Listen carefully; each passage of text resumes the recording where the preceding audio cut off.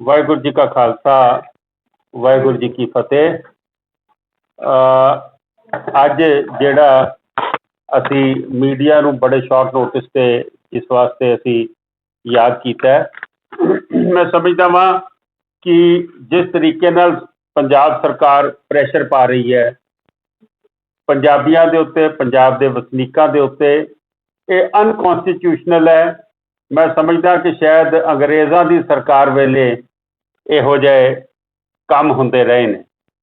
ਔਰ ਸਭ ਤੋਂ ਵੱਡੀ ਗੱਲ ਕਿ ਕਈ ਅਕਾਊਂਟ ਇਹਨਾਂ ਨੇ ਉਹਦੇ 'ਚ ਭਾਵੇਂ ਜਰਨਲਿਸਟਾਂ ਦੇ ਹੋਣ, ਭਾਵੇਂ ਸੋਸ਼ਲ ਐਕਟਿਵਿਸਟ ਦੇ ਹੋਣ, ਭਾਵੇਂ ਪੋਲੀਟੀਕਲ ਐਨਾਲਿਸਟ ਦੇ ਹੋਣ, ਜਾਂ ਜਿਹੜੇ ਆਪਣੇ ਵੈਬ ਦੇ ਉੱਤੇ ਜਿਹੜੇ ਨਿਊਜ਼ ਪੋਰਟਲ ਨੇ ਉਹਨਾਂ ਦੇ ਅਕਾਊਂਟਸ ਇਹਨਾਂ ਨੇ ਸੂਓ ਮੋਟੋ ਬੰਦ ਕਰ ਦਿੱਤੇ ਗਏ ਨੇ। ਔਰ ਇਹ ਖਾਲੀ ਇੱਥੇ ਨਹੀਂ ਰੁਕਦੇ। ਅੱਜ ਕਮਾਲ ਦੀ ਗੱਲ ਹੈ ਕਿ ਜਥੇਦਾਰ ਅਕਾਲ ਤਖਤ ਸਿੰਘ ਸਾਹਿਬ ਗਿਆਨੀ ਹਰਪ੍ਰੀਤ ਸਿੰਘ ਜੀ ਦਾ ਅੱਜ ਇੱਕ ਟਵੀਟ ਜਿਹੜਾ ਵਿਦਹੈਲਡ ਕਰ ਲਿਆ ਗਿਆ। ਮੈਨੂੰ ਇਹ ਨਹੀਂ ਸਮਝ ਆਉਂਦੀ ਕਿ ਤੁਸੀਂ ਹਥਿਆਰਾਂ ਤੋਂ ਡਰਦੇ ਹੋ, ਔਰ ਹਥਿਆਰ ਜੇ ਮੈਂ ਕਹਾਂ ਕਿ ਪੰਜਾਬ ਦੇ ਵਿੱਚ ਪਿਛਲੇ 2 ਸਾਲਾਂ 'ਚ ਤੁਸੀਂ ਕੋਈ ਮੈਨੂੰ ਆਤੰਕੀ ਵਾਰਦਾਤ ਨਹੀਂ ਦੱਸ ਸਕਦੇ। ਕੋਈ ਐਸੀ ਚੀਜ਼ ਨਹੀਂ ਹੋਈ ਜਿਹਦੇ ਨਾਲ ਪੰਜਾਬ ਦੇ ਵਿੱਚ ਕੋਈ ਐਸੀ ਦਹਿਸ਼ਤ ਦਾ ਮਾਹੌਲ ਕ੍ਰੀਏਟ ਹੋਵੇ। ਦਹਿਸ਼ਤ ਦਾ ਮਾਹੌਲ ਤੇ ਤੁਸੀਂ ਆਪ ਕ੍ਰੀਏਟ ਕਰਦੇ ਪਏ ਹੋ। ਅੱਜ ਜਥੇਦਾਰ ਸਾਹਿਬ ਦਾ ਤੁਸੀਂ ਜੇ ਟਵੀਟ ਵਿਦਹੈਲਡ ਕਰਦੇ ਪਏ ਹੋ, ਇਹਦਾ ਮਤਲਬ ਤੁਸੀਂ ਹਥਿਆਰਾਂ ਤੋਂ ਤੇ ਡਰਦੇ ਸੀ, ਵਿਚਾਰਾਂ ਤੋਂ ਵੀ ਡਰਨ ਲੱਗ ਪਏ। ਇਹ ਸਿੱਧਾ article 19 right of speech the violation ਹੈ। ਤੁਸੀਂ ਕਿਸ ਤਰੀਕੇ ਨਾਲ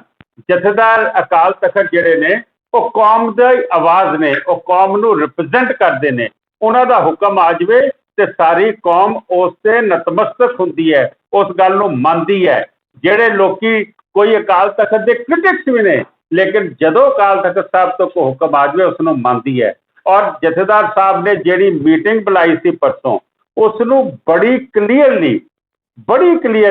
ਪੰਜਾਬ ਦਾ ਮਾਹੌਲ ਸ਼ਾਂਤ ਕਰਨ ਲਈ ਔਰ ਸਰਕਾਰ ਜਿੱਥੇ ਗਲਤੀਆਂ ਕਰਦੀ ਪਈ ਸੀਗੀ ਉਹਦੇ ਵਾਸਤੇ। ਔਰ ਇਸ ਤੋਂ ਇਲਾਵਾ ਜੇ ਸਾਡੇ ਵਿੱਚੋਂ ਵੀ ਲੋਕ ਗਲਤੀਆਂ ਕਰ ਰਹੇ ਸਨ, ਜੇ ਕਿਸੇ ਨੂੰ ਲੰਗਰ ਤੇ ਗਏ ਨੂੰ ਟਿੱਪਣੀ ਕਰਦੇ ਸੀਗੇ, ਜੇ ਅੰਬੈਸੀਆਂ ਤੇ ਹਮਲੇ ਹੋ ਰਹੇ ਨੇ, ਮੈਂ ਸਮਝਦਾ ਵਾਂ ਕਿ ਉਸ ਦੇ ਉੱਤੇ ਵੀ ਉਹਨਾਂ ਨੇ ਆਪਣਾ ਵਿਊ ਬੜਾ ਕਲੀਅਰ ਕੀਤਾ ਸੀਗਾ। ਜਿਹੜੇ ਟਵਿੱਟਰ, ਫੇਸਬੁੱਕ ਔਰ ਇਹ ਸਾਰਾ ਸੋਸ਼ਲ ਮੀਡੀਆ ਦੇ ਜਿਹੜੇ ਪਲੇਟਫਾਰਮ ਨੇ, ਇਹ ਕਿਸੇ ਵੈਰੀਫਿਕੇਸ਼ਨ ਤੋਂ ਬਗੈਰ ਸਵੇਰੇ ਉੱਠਦੇ ਨੇ ਔਰ ਕਦੀ ਕਿਸੇ ਦਾ ਅਕਾਊਂਟ ਬੰਦ, ਕਦੀ ਕਿਸੇ ਦਾ ਅਕਾਊਂਟ ਬੰਦ, ਕਿਉਂਕਿ ਸ਼ਾਇਦ ਪੰਜਾਬ ਸਰਕਾਰ ਜਿਹਨੂੰ ਰਿਕਮੈਂਡ ਕਰਦੀ ਹੈ ਸੈਂਟਰ ਨੂੰ, ਸੈਂਟਰ ਦੇ ਥਰੂ ਉਹਦਾ ਆਦੇਸ਼ ਕਰਾ ਦਿੰਦੇ ਨੇ ਔਰ ਉਹਦਾ ਅਕਾਊਂਟ ਬੰਦ ਹੋ ਜਾਂਦਾ। ਜੇ ਕਿਸੇ ਦਾ ਕੋਈ ਆਬਜੈਕਸ਼ਨੇਬਲ ਹੈ ਉਹਨੂੰ ਰਾਈਟ ਤੇ ਦਿਓ, ਉਸ ਨੂੰ ਆਪਣੀ ਗੱਲ ਤੇ ਰੱਖਣ ਦਿਓ, ਉਸ ਨੂੰ ਵਾਰਨਿੰਗ ਤੇ ਦਿਓ। ਤੁਸੀਂ ਜਿਹਨੂੰ ਮਰਜ਼ੀ ਚੁੱਕ ਕੇ, ਜਦੋਂ ਮਰਜ਼ੀ ਚੁੱਕ ਕੇ ਤੁਸੀਂ ਇਸ ਨੂੰ ਬੰਦ ਕਰਦੇ ਪਏ ਹੋ। ਇਹ ਮੈਂ ਸਮਝਦਾ ਵਾਂ ਕਿ ਪ੍ਰਿੰਸੀਪਲ ਆਫ ਨੈਚੁਰਲ ਜਸਟਿਸ ਦੇ ਬਿਲਕੁਲ ਉਲਟ ਹੈ।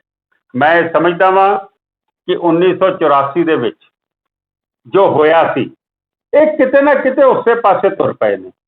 ਪਹਿਲੇ ਹਥਿਆਰਾਂ ਦੇ ਲਾਇਸੈਂਸ ਕੈਂਸਲ ਹੋਏ, ਹਥਿਆਰ ਜਮ੍ਹਾਂ ਕਰਾਏ ਗਏ ਔਰ ਉਸ ਤੋਂ ਬਾਅਦ ਇੱਕ ਨੰਗਾ ਨਾਚ ਪੂਰੇ ਹਿੰਦੁਸਤਾਨ ਦੇ ਵਿੱਚ 1984 ਦਾ ਹੋਇਆ ਸੀ। ਮੈਨੂੰ ਲੱਗਦਾ ਅੱਜ ਵੀ ਉਸੇ ਮਾਹੌਲ ਨੂੰ ਕ੍ਰੀਏਟ ਕੀਤਾ ਜਾ ਰਿਹਾ ਹੈ। ਇਹ ਜੋ ਬੇਅੰਤ ਸਿੰਘ, ਰਾਜੀਵ ਗਾਂਧੀ ਜਾਂ ਇੰਦਰਾ ਗਾਂਧੀ ਨੇ ਜੋ ਕੁਝ ਕੀਤਾ ਸੀ, ਇਹ ਸਾਰਾ ਉਸੇ ਪਾਸੇ ਨੂੰ ਤੁਰਦਾ ਪਿਆ। ਅੱਜ ਪੰਜਾਬ ਦੇ ਵਿੱਚ ਤੁਸੀਂ ਲਾਇਸੈਂਸ ਕੈਂਸਲ ਕਰਦੇ ਪਏ ਹੋ, ਇਹ ਕਦ ਨਹੀਂ ਕਰਦੇ ਪਏ ਹੋ? ਉਹਨਾਂ ਬੰਦਿਆਂ ਦਾ ਜਿਨ੍ਹਾਂ ਨੂੰ ਤੁਸੀਂ ਆਪ ਲਾਇਸੈਂਸ ਦਿੱਤੇ ਨੇ, ਵੈਰੀਫਿਕੇਸ਼ਨ ਤੋਂ ਬਾਅਦ ਦਿੱਤੇ ਨੇ, ਕਿ ਇਹ ਲਾਇਸੈਂਸ ਜਿਹੜੇ ਨੇ, ਇਹ ਹਥਿਆਰ ਜਿਹੜੇ ਹੈਗੇ ਨੇ ਉਹਨਾਂ ਦੇ ਕੋਲ, ਉਹਨਾਂ ਦੇ ਕੋਈ ਜੁਰਾਇਮ ਪੇਸ਼ਾ ਲੋਕ ਨੇ? ਜੇ ਜੁਰਾਇਮ ਪੇਸ਼ਾ ਹੋਣ ਤੇ ਉਹਨਾਂ ਨੂੰ ਤੇ ਹਥਿਆਰ ਹੀ ਨਹੀਂ ਮਿਲ ਸਕਦੇ। ਅਸੀਂ ਜਿਵੇਂ ਜਥੇਦਾਰ ਸਾਹਿਬ ਦੀ ਗੱਲ ਕਰ ਲਈਏ, ਜਗਦੀਪ ਥਲੀ ਦੀ ਗੱਲ ਕਰ ਲਈਏ,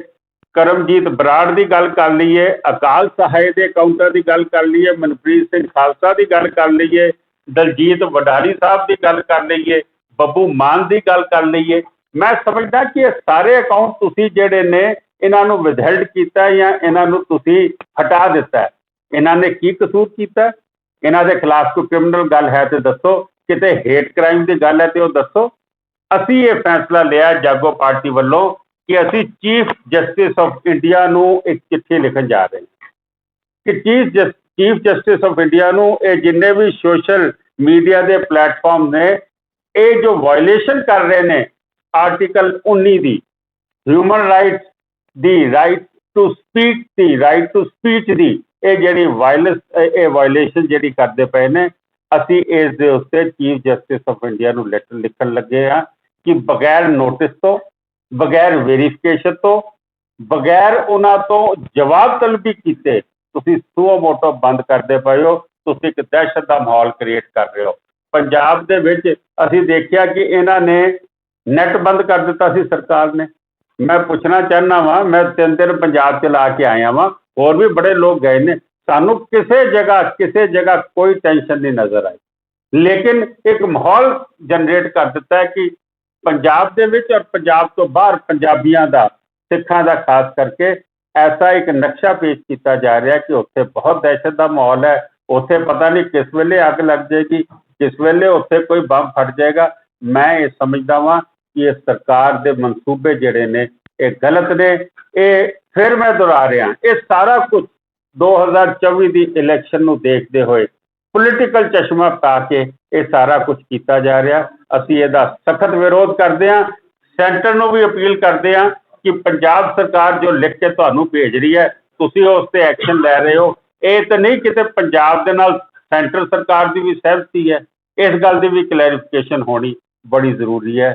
ਬਹੁਤ ਬਹੁਤ ਧੰਨਵਾਦ ਸਵਾਲ ਤੁਸੀਂ ਪੁੱਛ ਸਕਦੇ ਹੋ ਇਹ ਤਾਂ ਬਲਤੇਜ ਪੰਨੂ ਜਿਹੜੇ ਕਿ ਮੀਡੀਆ ਤੇ ਉਹਨਾਂ ਦਾ ਕੰਮ ਦੇਖਦੇ ਨੇ ਡਾਇਰੈਕਟਰ ਨੇ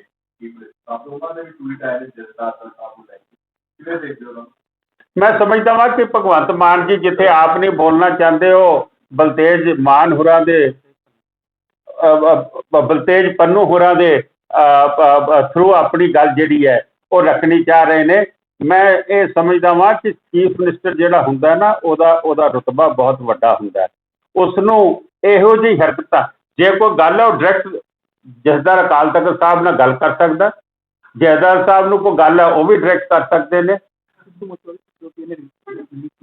ਔਰ ਇਹ ਵੀ ਜਿਹੜੀ ਸਿੱਧੂ ਮੂਸੇਵਾਲੇ ਦੀ ਜਿਹੜੀ ਸਿਕਿਉਰਿਟੀ ਦੀ ਲੀਕ ਸੀਗੀ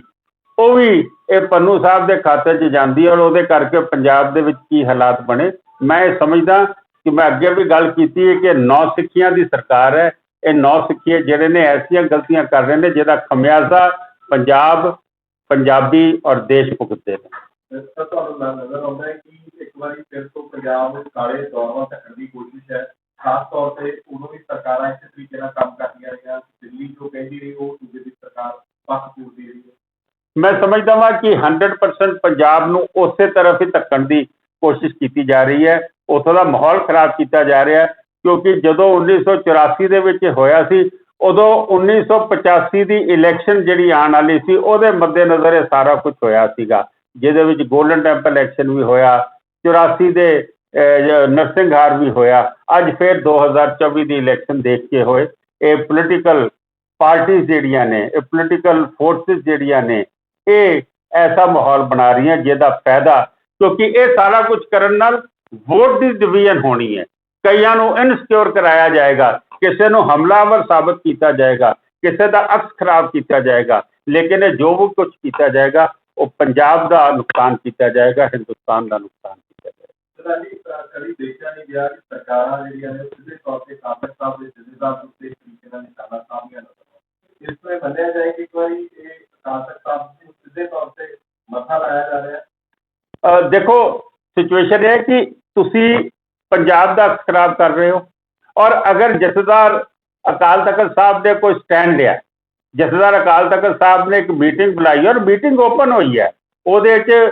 ਬਹੁਤ ਦੁਨੀਆ ਭਰ ਤੋਂ ਲੋਕੀ ਆਏ ਉਹਨਾਂ ਨੇ ਆਪਣੇ ਵਿਊ ਰੱਖੇ ਨੇ ਔਰ ਜਥੇਦਾਰ ਸਾਹਿਬ ਨੇ ਉਹਦਾ ਨਿਚੋੜ ਕੱਢ ਕੇ ਜੋ ਉਹਨਾਂ ਦਾ ਉਸ ਦਿਨ ਦਾ ਆਦੇਸ਼ ਹੈਗਾ ਸੀ ਸਾਰਿਆਂ ਦੇ ਸਾਹਮਣੇ ਹੈ ਇਹ ਉਹਨਾਂ ਦੀ ਕ੍ਰੈਡੀਬਿਲਿਟੀ ਨੂੰ ਖਤਮ ਕਰਨਾ ਚਾਹ ਰਹੇ ਨੇ ਤਾਂ ਕਿ ਪੰਜਾਬ ਦੇ ਵਿੱਚ ਕੋਈ ਐਸੀ ਤੇ ਰਹਿ ਨਾ ਜਾਵੇ ਕਿ ਜਿਹਦੀ ਕ੍ਰੈਡੀਬਿਲਿਟੀ ਹੋਵੇ ਔਰ ਜਿਹਦੀ ਕੋਈ ਗੱਲ ਕਿਸੇ ਜਗ੍ਹਾ ਤੇ ਮਾਸਟਰ ਸੁਣਨ ਜਿੱਥੇ ਉਹਦੀ ਉੱਥੋਂ ਦੀ ਖਲਕਤ ਸੁਣੇ ਇਹ ਹਰੇਕ ਉਹ ਇੰਸਟੀਟਿਊਸ਼ਨ ਨੂੰ ਡਿਮੋਲਿਸ਼ ਕਰਨਾ ਚਾਹ ਰਹੀ ਹੈ ਅਕਾਲ ਤਖਤ ਸਾਹਿਬ ਉਹ ਇੰਸਟੀਟਿਊਸ਼ਨ ਹੈ ਜਿਸ ਤੋਂ ਮੁਗਲਾਂ ਤੋਂ ਲੈ ਕੇ ਗੋਰਿਆਂ ਤੋਂ ਲੈ ਕੇ ਹਿੰਦੁਸਤਾਨ ਦੀਆਂ ਸਰਕਾਰਾਂ ਤੋਂ ਲੈ ਕੇ ਬੜਿਆਂ ਨੇ ਹਮਲੇ ਕੀਤੇ ਨੇ ਲੇਕਿਨ ਇਹ ਢਾਹ ਢੇਰੀ ਨਹੀਂ ਕਰ ਸਕੇ ਅਕਾਲ ਤਖਤ ਸਾਹਿਬ ਦੀ ਬਿਲਡਿੰਗ ਨੂੰ ਢਾਹ ਢੇਰੀ ਕਰ ਲਿਆ ਹੋਏਗਾ ਲੇਕਿਨ ਉਹਦੀ ਸੋਚ ਜੋ ਲੋਕਾਂ ਦੇ ਮਨਾਂ 'ਚ ਹੈ ਉਸਨੂੰ ਇਹ ਡਿਫੀਟ ਨਹੀਂ ਕਰ ਸਕੇ, ਉਸਨੂੰ ਢਾਟੇ ਵੀ ਨਹੀਂ ਕਰ ਸਕੇ। अरविंद केजरीवाल ने नेशनल गोदी मीडिया के एक सवाल के जवाब के अंदर अपने मुंह कबूल किया है कि जो पंजाब में हो रहा है वो केंद्र का और पंजाब का साझा ऑपरेशन है। सीधे तौर पर अरविंद केजरीवाल और सेंट्रल सरकार पंजाब की जगह दे रही है, भगवंत मान की डमी चेहरे की तरह काम कर रहे हैं। मैं समझदा जो ਤੁਸੀਂ ਮੈਨੂੰ ਦੱਸ ਰਹੇ ਹੋ ਕਿ ਅਰਵਿੰਦ ਕੇਜਰੀਵਾਲ ਦਾ ਇਹ ਬਿਆਨ ਹੈ, वीडियो है, बिल्कुल वीडियो है। ਔਰ ਇਸ ਤੋਂ ਤੇ ਇਹੀ ਲੱਗਦਾ ਹੈ ਕਿ ਬਈ ਉਹ ਭਗਵੰਤ ਮਾਨ ਜਿਹੜਾ ਹੈਗਾ ਉਹ ਇੱਕ ਪੈਦੇ ਦੀ ਤਰ੍ਹਾਂ ਕੰਮ ਕਰਦੇ ਆ। ਉਹਦੀਆਂ ਜਿਹੜੀਆਂ ਕਠਪੁਤਲੀ ਦੀਆਂ ਜਿਹੜੀਆਂ ਸਟਿੰਗਸ ਨੇ ਉਹ ਦਿੱਲੀ ਦੇ ਵਿੱਚ ਉਹਨਾਂ ਦੇ ਹੱਥ ਦੇ ਵਿੱਚ ਨੇ, ਕੇਜਰੀਵਾਲ ਦੇ ਹੱਥ ਦੇ ਵਿੱਚ। ਔਰ ਇੱਕ ਪਾਸੇ ਕੇਜਰੀਵਾਲ ਤੇ ਸੈਂਟਰ ਆਪੋ 'ਚ ਗੁੱਥਮ ਗੁੱਥਾ ਹੁੰਦੇ ਨੇ। ਹੁਣ ਇੱਥੇ ਦੋਵੇਂ ਆਪੋ 'ਚ ਰਲ ਕੇ ਜੇ ਫਰੈਂਡਲੀ ਮੈਚ ਖੇਡ ਰਹੇ ਨੇ ਤੇ ਮੈਂ ਸਮਝਦਾ ਕਿ ਜੋ ਵੀ ਹਾਲਾਤ ਪੰਜਾਬ ਦੇ ਬਣਨਗੇ ਉਹ ਦੋਵੇਂ ਜ਼ਿੰਮੇਵਾਰ ਹੋਣ। ਤੁਸੀਂ ਪੰਜਾਬ ਦੀ ਰਾਜਨੀਤੀ ਨੂੰ ਦੇਖਿਆ, ਤੁਸੀਂ ਦਿੱਲੀ ਦੀ ਰਾਜਨੀਤੀ ਦੇਖਿਆ, ਮੌਜੂਦਾ ਹਾਲਾਤ ਕਿਹੜੇ ਪਾਸੇ ਜਾਂਦੇ? ਮੌਜੂਦਾ ਹਾਲਾਤ ਮੈਂ ਸਮਝਦਾ ਕਿ ਕਾਲੇ ਦੌਰ ਵਾਲੇ ਪਾਸੇ ਜਾ ਰਹੇ ਨੇ। ਔਰ ਜਿਹੜੀ ਗੱਲ ਮੈਂ ਕਹੀ ਹੈ ਕਿ ਜਦੋਂ ਇਲੈਕਸ਼ਨ ਦਾ ਚਸ਼ਮਾ ਪਾ ਕੇ ਤੁਸੀਂ ਇਹਨਾਂ ਹਾਲਾਤਾਂ ਨੂੰ ਖੁਦ ਖਰਾਬ ਕਰਨ ਦੇ ਵਿੱਚ ਜਾਂ ਇਹਨਾਂ ਨੂੰ ਹਵਾ ਦੇਣ ਦੇ ਵਿੱਚ ਤੁਸੀਂ ਇਨਵੋਲਵ ਹੁੰਦੇ ਹੋ, ਉਸ ਵੇਲੇ ਨੁਕਸਾਨ ਹੁੰਦਾ ਹੈ ਦੇਸ਼ ਦਾ ਵੀ, ਪੰਜਾਬ ਦਾ ਵੀ। ਪੋਲੀਟੀਕਲ ਫਾਇਦੇ ਜ਼ਰੂਰ ਲੈ ਸਕਦੇ ਨੇ, ਲੇਕਿਨ ਜਿਹੜਾ ਨੁਕਸਾਨ ਹੋਏਗਾ ਉਹਦੀ ਭਰਪਾਈ ਨਹੀਂ ਹੋਈ।